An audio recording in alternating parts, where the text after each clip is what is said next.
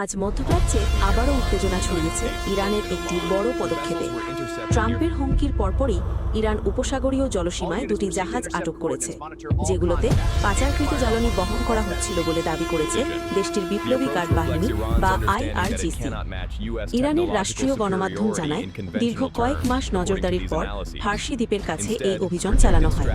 অভিযানে 1 মিলিয়ন লিটারেরও বেশি পাচারকৃত জ্বালানি জব্দ করা হয়েছে। পাশাপাশি 15 জন নাবিককে গ্রেফতার করে বিচারিক কর্তৃপক্ষের কাছে হস্তান্তর করা হয়েছে। আইআরজিসি তাদের বিবৃতিতে বলেছে, উপসাগরীয় অঞ্চলে তাদের অভিযান সম্পূর্ণ ও ব্যাপক।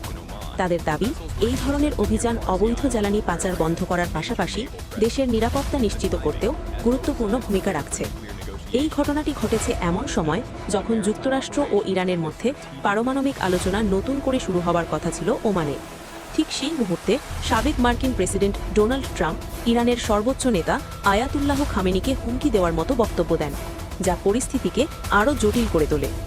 বিশ্লেষকদের মতে, ইরান এই অভিযানের মাধ্যমে যুক্তরাষ্ট্রকে একটি স্পষ্ট বার্তা দিতে চায়। তারা চাপের কাছে নতি স্বীকার করবে না, বরং তারা তাদের সামরিক ও কৌশলগত শক্তি ব্যবহার করে নিজেদের অবস্থান ধরে রাখবে। ইরানের কৌশলের মধ্যে রয়েছে 3টি গুরুত্বপূর্ণ দিক। প্রথমত, মধ্যপ্রাচ্যে তাদের মিত্র বা প্রক্সি গোষ্ঠীগুলোর মাধ্যমে প্রভাব বিস্তার করা। দ্বিতীয়ত, সাইবার ও প্রযুক্তিগত সক্ষমতা বাড়ানো। তৃতীয়ত, বিশ্বের অন্যতম গুরুত্বপূর্ণ জলপথ হরমুজ প্রণালীর ওপর কৌশলগত নিয়ন্ত্রণ বজায় রাখা।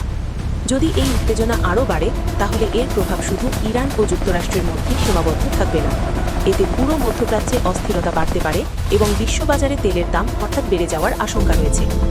সব মিলিয়ে বলা যায়, জাহাজ আটক ও জ্বালানি জব্দের ঘটনাটি শুধু একটি আইন শৃঙ্খলা অভিযান নয়, বরং এটি একটি রাজনৈতিক ও কৌশলগত বার্তা।